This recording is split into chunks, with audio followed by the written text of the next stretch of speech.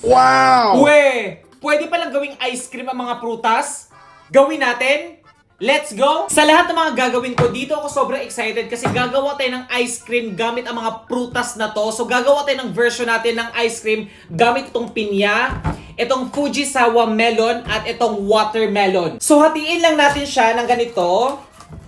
Ayan. Gawa lang tayo ng parang bilog dito. Lagi ko itong napapanood kaya sobrang excited na akong gawin to. Lagay lang natin dito. Ayan. So, dapat ganito yung itsura niya. Ito namang Fujisawa melon, hatiin lang din natin. So, hatiin lang natin sa gitna. Ayan, tanggalin lang natin to. So, dapat ganito yung itsura niya. Ito namang watermelon. So, hatiin lang din natin siya. Tanggalin lang natin itong mga buto. Mas maganda kung seedless yung gamitin mo. So, ready na yung mga prutas natin. So, ibalot na natin siya sa cling wrap. Balot lang natin. Ayan. Ito naman, balutin lang din natin. Ito namang pineapple. So, ready na yung mga prutas natin. At ang pinaka-importante sa lahat, kailangan natin ito ilagay sa freezer ng 1 to 2 days hanggang sa tumigas siya. So, ilagay muna natin siya sa freezer hanggang tumigas siya. Let's go! So, after 2 days, guys, eto na yung itsura ng prutas natin. Yes, 2 days ko siyang nilagay sa freezer para sobrang tigas talaga. So, unahin natin itong watermelon. So, marami ko iba't ibang klase ng fresh milk dito kasi marami akong napapanood na nag-fail sila. So, ayan, marami tayong options. So, eto yung gagamitin natin. So, maglagay lang tayo ng cream dito. Ayan. Sabi kasi nila, mas maganda ang cream kaysa sa fresh milk. Pero bumili pa din ako ng fresh milk para sure. Tapos gamit na tayo ng kutsara. Tapos gaganunin mo lang daw siya. Medyo matrabaho lang talaga to gawin. Try kong gumamit ng tinidor. Nakakangalay nga siyang gawin, no? So, tuloy-tuloy mo lang siyang gawin hanggang sa ganito na yung itsura niya. Look! Tignan mo naman yan.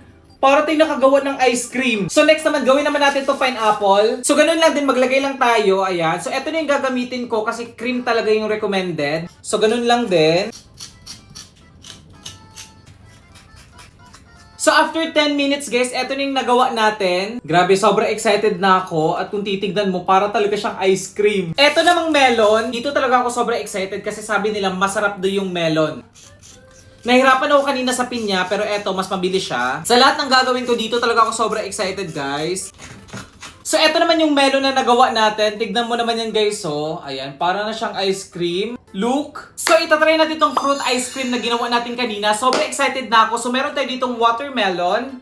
Ayan. Pineapple. At Fujisawa melon. So, dito na tayo sa exciting part. Taste test. So, unahin natin itong watermelon. Tignan mo naman yan. Para talaga siyang ice cream. Taste test. The moment of truth. Let's go.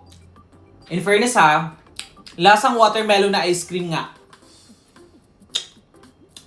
Hindi lang siya masyadong matamis, kaya malaking factor na matamis yung prutas na gagamitin mo. If ever na nakulangan ka sa tamis, pwede ka naman maglagay ng sugar, honey, or condensed. Pero ako okay na to.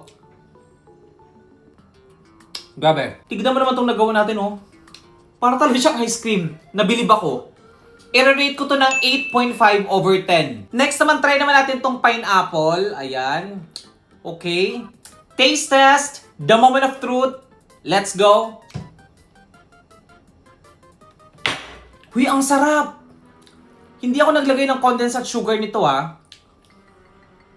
Grabe. Lasang pinya siya. Alam niyo yun, pinya na ginawang ice cream. Tapos tignan mo naman yung texture na gawa natin, oh. Ang sarap. I-rate ko to ng 11 over 10. Next naman, itong Fujisawa melon. Excited din ako matry ito. Taste test. The moment of truth. Let's go. Isa pa. Sa nga, hindi mo agad malalasan na melon siya, pero pag tumagal, tsaka mo lang nalalasahan, yun ba yung tinatawag na aftertaste? Masarap din to, ha. In fairness, lasang melon nga siya. Tignan mo naman itong gawa natin, oh. Yung sarap niya. So, gawin natin yung sa video na nilagay niya sa cone. So, unahin muna natin itong watermelon. Eto namang favorite ko na pinya. Woo! Tapos syempre itong melon naman. Ayan. Tignan mo naman itong ice cream natin, no? Iba't ibang flavors. Taste test. The moment of truth. Let's go. In fairness, masarap siya kapag naghalo-halo. Kapag minix mo. Ang galing lang kasi nakagawa tayo ng ice cream gamit lang itong mga prutas na to. At ang sarap niya ha. Ano mga prutas na next natin gagawin? Meron akong biniling cone na maliliit. Try natin. Kuha tayo ng 4. Lagay lang natin dito. Grabe ang cute nito. Maglagay tayo ng watermelon. Ayan. Pineapple. Tapos melon. Tapos pagaluin natin ang pineapple, watermelon, at melon. Tignan mo naman yan, ang cute. So unahin natin to. 1 bite lang ha.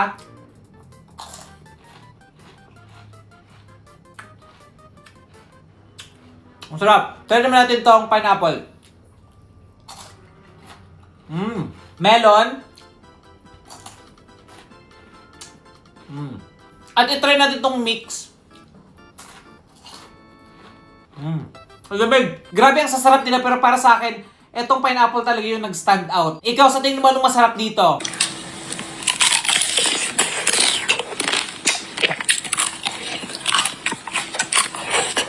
Wow! Mukhang masarap yun ah. Try natin. Let's go! Ano kayang lasa ng grapes kapag binuhusan mo ng chocolate? Kasi yung na-try ko dati, strawberry at chocolate. This time, itatry naman natin ang grapes, tas buhusan natin ng maraming chocolate. Sobrang na-curious ako kaya gagawin natin siya ngayon. So, hugasan muna natin yung grapes natin. Lagay lang natin dito. Hugasan lang natin siya na maayos. Alam niyo ba, sobrang excited ako sa kalalabasan nito kung ano yung lasa niya kasi sobrang curious talaga ako. Hindi ko alam kung magugustuhan ko ba yung lasa o hindi. So, hugasan lang natin siya na mabuti. Tapos patuyuin lang natin siya. Dapat tuyo talaga to.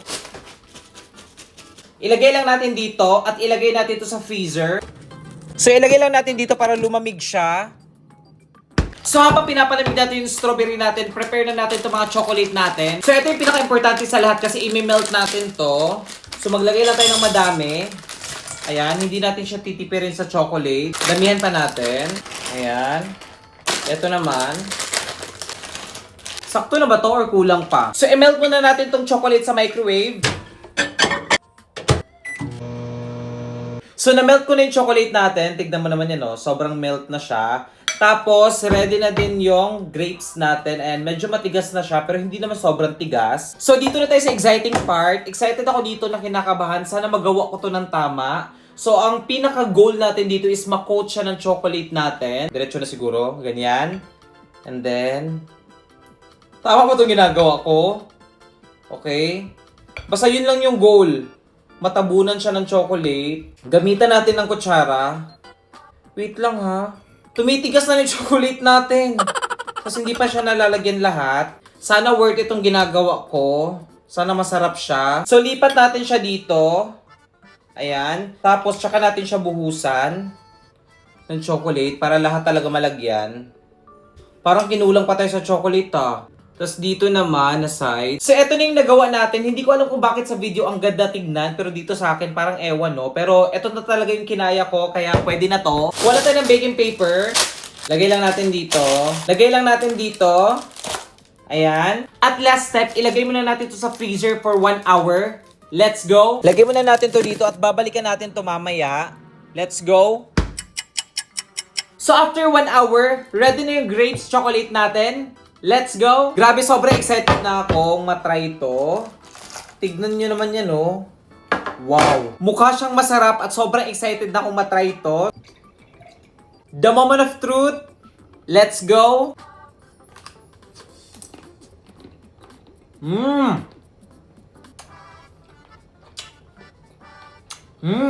Sarap! Medyo makapal yung chocolate na nalagay ko. Pero sarap niya. Tigas?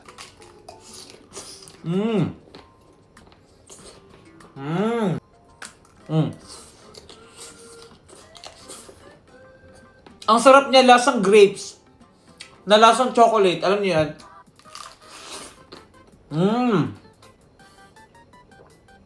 Ito yung tsura niya. Masyado ko lang nakapalan yung chocolate.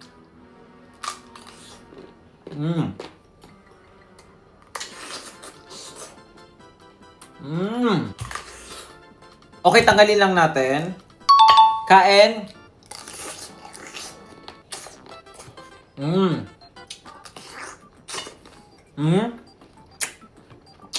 Ang sarap ng combo na to kasi medyo maasim yung grapes, tas matamis yung chocolate, kaya nagbabalance yung lasa niya.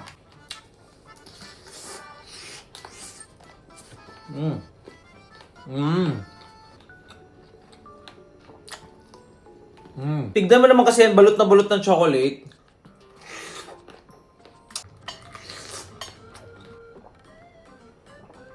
Sarap nito.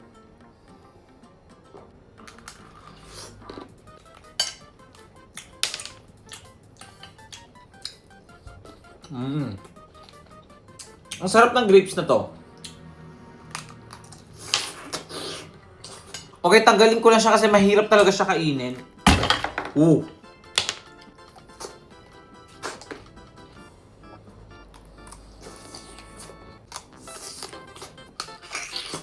Mm. 你知道该如何制作出令人满意的线球吗？首先用力的将气球吹到自己想要的大小，接着将线穿过针孔，将胶水的瓶子戳一个洞，让针线穿过胶水。 Wow! Sobrang ganda ng pang-decoration sa bahay kaya gusto ko siyang gawin. So kailangan lang natin ng iba't ibang kulay ng yarn, kailangan din natin ng glue at kailangan syempre natin ng balloon. So una natin gagawin, magpapalobo muna tayo ng balloons. Tapos kailangan natin ito. So ito yung una natin gagawin. Mga ganito kalaki, pwede na to. So itali lang natin. Tapos ito din. So gawa pa tayo. Tapos tali lang natin. Ayan. So, ready na yung mga balloons natin. Next natin gagawin, butasan lang natin itong mga glue natin. So, butasan lang natin itong glue gamit itong karayom or kung anong meron kayo dyan. Basta ang goal natin, mabutasan to. So, nabutasan ko na itong glue natin. I-ready na natin itong yarn at lobo natin. So, kailangan mo lang na malaking karayom. Tapos, ipasok mo siya. Ayan. Tapos, ipapasok mo siya dito sa butas na ginawa mo kanina. So, itusok mo lang siya hanggang sa kabilang butas. And then, ganyan na siya. So, ikot-ikot mo lang siya ng ganito hanggang sa mapuno yung lobo natin ng yarn. So, ganito na siya kadali. At kapag ganito na siya kadami, ayan, pwede na to. So, kung tingin mo lang siya, tapos idikit mo. So, dapat ganito yung itsura niya. Ayan, balot na balot siya ng yarn, itong lobo natin. So, papatuyuin lang natin siya. So, ulitin lang natin, pero this time, color green naman. So, ikot-ikot mo lang siya. Madali lang siya kaso matrabaho lang talaga. Pero worth it naman to kasi maganda yung kalalabasan niya. So kapag ganito na madami na siyang yarn, pwede na to. Guntingin lang natin. So papatuyuin lang din natin to. So red naman yung gagawin natin. So ganito na siya kadali guys. Ikot-ikot lang talaga. Ayan, dapat mahaba yung pasensya mo kapag gagawin mo to. Kasi matrabaho talaga siya at malagkit pa. So ganyan yung itsura niya. Papatuyuin lang din natin siya. So patuyuin lang natin. So eto na yung mga nagawa natin. Tapos gagawa tayo ng pinakamalaking lobo. Ito yung magsisilbing pinakamalaking bilog niya sa taas. So mga ganito kalaki pwede na yan. So ganun lang din, lagyan lang din natin siya ng yarn. Dito talaga ako na-excite kasi sobrang laki nitong gagawin natin ngayon. So malapit na maubos yung glue natin, sana umabot. Medyo nakakangalay lang to kasi malaki siya. So eto na yung nagawa natin na malaking version. Ayan, papatuyuin lang natin to. At eto naman yung mga nagawa natin iba't ibang kulay kanina. Blue, red, pink, green, yellow, mint green at saka violet. So, ang pinaka-importante sa lahat, dapat matuyo to. So, babalikan natin to after 24 hours. Let's go! So, after 24 hours, tuyo na yung yarn natin dito sa balon. Pero may isa lang na pumutok na balon. Ayan, parang nawala siya ng hangin. Pero at least, yung iba okay pa din. So, putokin muna natin yung balon. Sana hindi to epic fail. Let's go! Ganun ba yun? Ayan. Sobrang tuyo na nito. So, tanggalin lang natin yung balon sa loob. Okay, ayan, natanggal na natin. So, ganito dapat yung magiging itsura niya. Etong red naman, meron lang part na hindi masyadong matigas, pero dito matigas naman siya. Itong yellow naman. So, dito na tayo sa pinakamalaking balon. Dito ako kinakabahan. Putokin na natin, let's go. Look guys, tignan mo naman. So yung sa video, ginupitan niya dito, parang half. So gagawin naman natin yon. Ayan. So next natin gagawin, lalagyan lang natin ito ng mga tali isa-isa. Tapos itatali mo lang siya. Kagaya ng ganyan. Ayan. Parang ganyan. So nalagyan ko na lahat ng mga tali. At nilagyan ko din ng parang white tape, itong dulo. Ayan. Para may pang support lang. Tapos dinidikit ko ng ganyan. Tapos, ganyan. At lagyan din natin ang tali dito. So, nandito na tayo sa exciting part. Isa-set up na natin siya. So, ito na yung finished product natin, guys. Ready na ba kayo? In 3, 2, 1, let's go! Ayan, so eto na yung nagawa natin, di ba? In fairness, ang ganda. Para siya pang grade 5 na project. Pero di ba tignan nyo naman, maganda naman, di ba? Parang may problema lang talaga sa mga bilog. Pero in fairness ha, sobrang tagal nito gawin guys. Pero eto na siya. In fairness, pwede na siya. I-rate ko to siguro ng 5/10. Meron mga hindi perfect na bilog. Hindi ko ba alam kung anong nangyari. Pero para sa first timer na ginawa to, pwede na. Dubai Chewy Cookie Pro Max. Tara? Okay, let's go. 6 bites. Let's go. Bumili ako ng kalahating kilo ng Dubai Chewy Cookie dito sa TikTok at sobrang excited na akong matry ito. Ayan. Parang 2 months na ako hindi ko makain ng Dubai Chewy Cookie kaya sobrang excited na ako. Ayan. Meron naman sila mga binibentang maliliit lang na Dubai Chewy Cookie pero eto lang yung trip ko, half kilo. Nagbigay lang din sila ng cocoa powder at pistachio sauce. So ilagay lang natin tong cocoa powder. Medyo madumi lang talaga kainin yung Dubai Chewy Cookie. Kaya dapat malinis yung kamay mo. Ayan. Lagyan natin dito. Tapos, eto yung pistachio sauce nila. Ayan. So, eto yung twist. Kung ilang dice yung makukuha natin dito, ganun din kadami yung kagat natin dito sa Dubai Chewy Cookie Pro Max natin. Let's go! Okay. 2 kagat.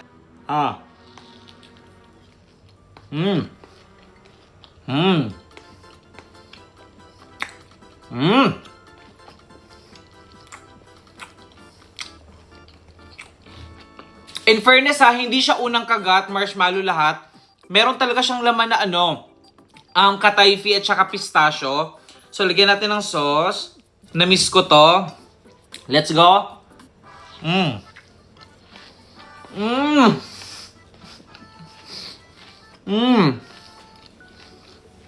Ang galing!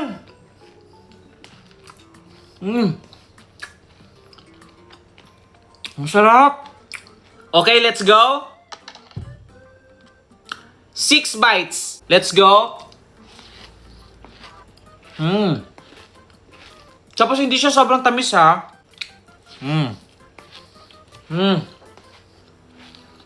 Sarap.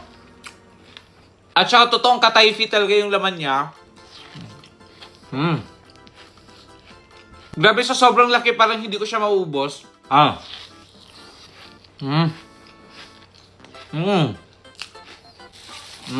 In fairness, ang sarap niya ha. At nakakatuwa lang kasi meron ng Dubai Chewy Cookie dito sa TikTok. Oo. Kain. Let's go. 4 bites. Okay.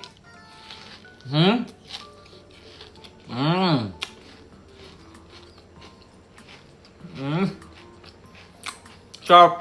Worth it na siya ha. Sulit na siya para sa price niya. Sarap.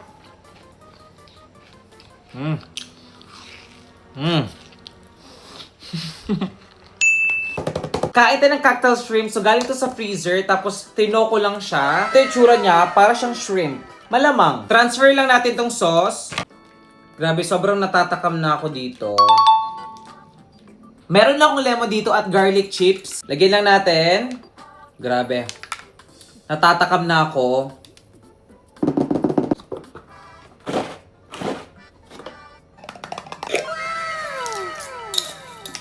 Sarap nito. Saluin lang. Tapos sausaw mo lang dito sa sauce. Ayan. First bite, kain.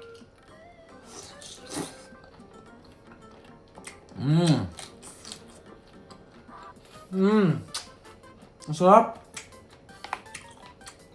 Wow. Kain.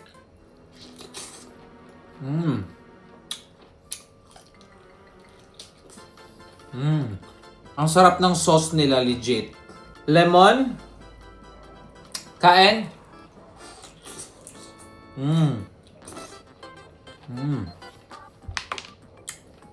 Grabe, ang sarap. Parang gusto ko ng kanin.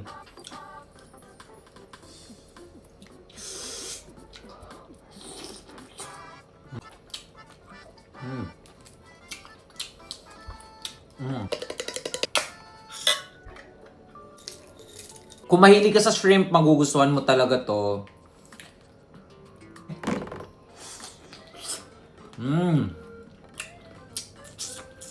Damihan natin ng sauce. Lemon.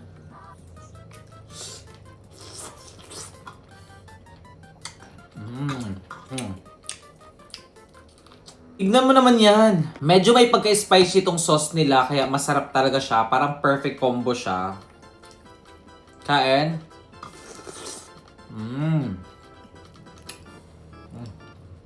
Ang sarap.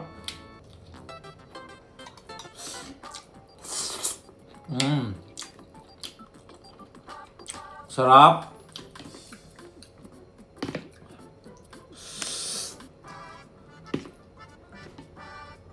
Lemon.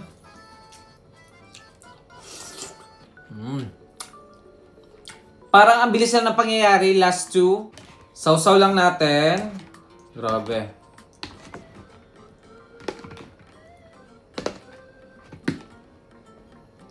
Good luck sa tiyan ko bukas.